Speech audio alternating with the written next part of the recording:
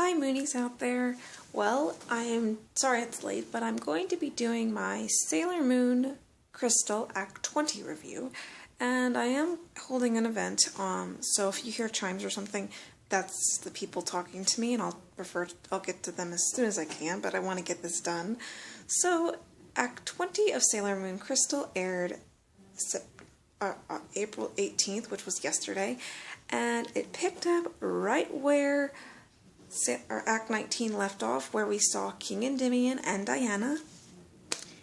And so King Endymion welcomes everybody to the 30th century Crystal Tokyo, and he tells everybody kind of what's going down and a little bit about the future, and we find out that Sailor Moon gave birth to Chibiusa when she was 22 and she stopped aging. Now, I don't know why, but in the manga, she has gray hair, like Queen Serenity did in the Moon Kingdom. But in the 90s, she has the long blonde hair, and I like it better that way. I don't like her with gray hair, but hey, I know that Crystal's going with the manga. So anyway, quickly, I'm going to try and go through this quickly. So anyway, King Endymion tells Chibiusa to give a proper introduction to them, and she, introduces herself as the Princess of Crystal Tokyo. So then King Endymion tells Sailor Moon and Tuxedo Mask that Chibiusa is their daughter in the future. Well, that is a comparison to the 90s. But in the 90s, when they found out that Chibiusa was their daughter, they were so bright red. I am not kidding. They were like flippin' raspberries or strawberries, really bright red. I love that scene. I love it. And they blushed in Crystal, but I like the 90s version of their reaction. So I cannot wait to see what Viz is going to do for that one. Because season 2 is out. Anyway, but then Sailor Moon, of course, finds out she's going to be the future queen of the Earth. But anyway, she starts getting dizzy, and King Endymion tells everybody that there can't be two of the same person in the same time zone, or same time frame, or whatever, time space. So he takes them back to the time door where Pluto is, and he tells Pluto that even though this is a taboo, things are, it's an emergency, and she's blushing, which we already know that's not going to happen. So she's not going to get King Endymion. But before they do that, he tells them about the future and how Nemesis, or the Black Moon Clan, kind of got there. But anyway, sorry, I'm jumping around, but again, I want to cover everything before time runs out and just before I get busy again. So anyway, they go back to their time with a time key.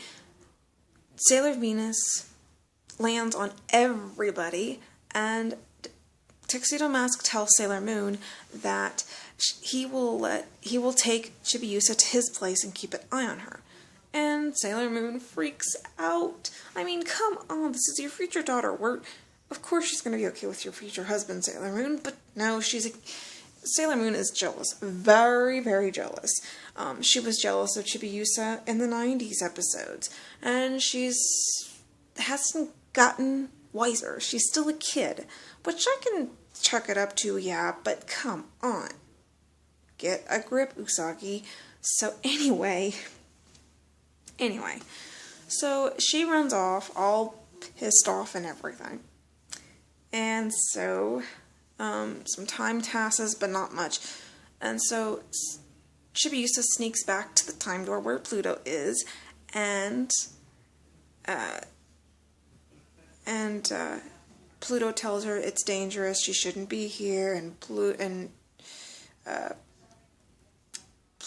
Chibiusa's telling her, it's my fault, you're my only friend, and all that. So she gets back into the 30th century, and we see Emerald take over for the Dark Moon Clan's plan, so it's her episode.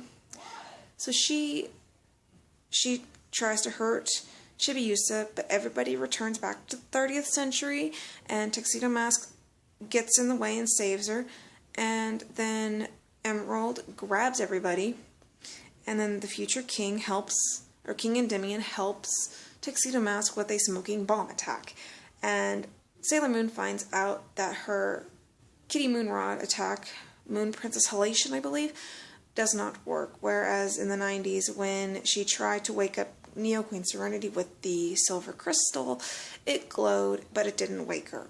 So we find out in Crystal that her past items won't work in the future. Only future items will work. So they're up the creek with that battle. They're screwed.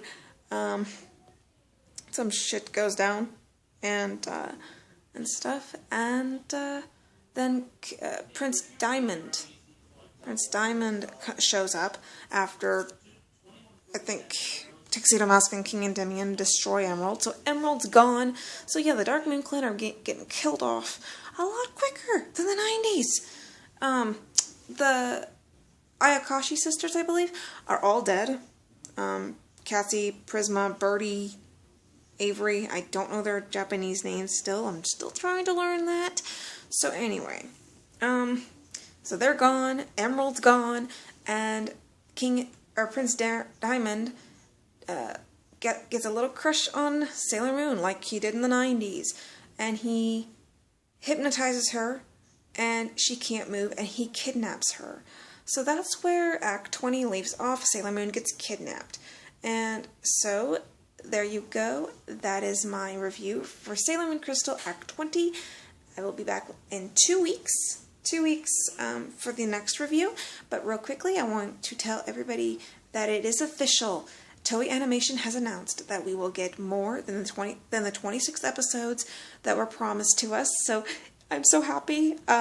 We are going to see the Deathbuster arc, or Pure Season arc. We're going to see the Infinity arc, and I'm hoping we get to see the Stars arc in Crystal. That's going to look awesome. So yeah, that's really good. And Age has also confirmed that we were going to get the 26 episodes. I am subscribed to her channel, so I would suggest people also subscribe to her. She does awesome reviews of Crystal, so check them out. And check out her Sailor Moon collection. She has it displayed amazingly.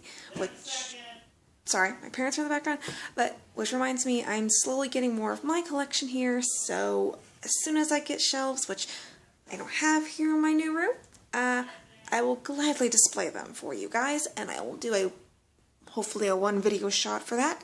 So yeah, but yeah, there is my review for Sailor Moon Crystal Act 20, Crystal Tokyo. I believe that's the name of it. So I'll see you in the next review. Moonies, bye bye.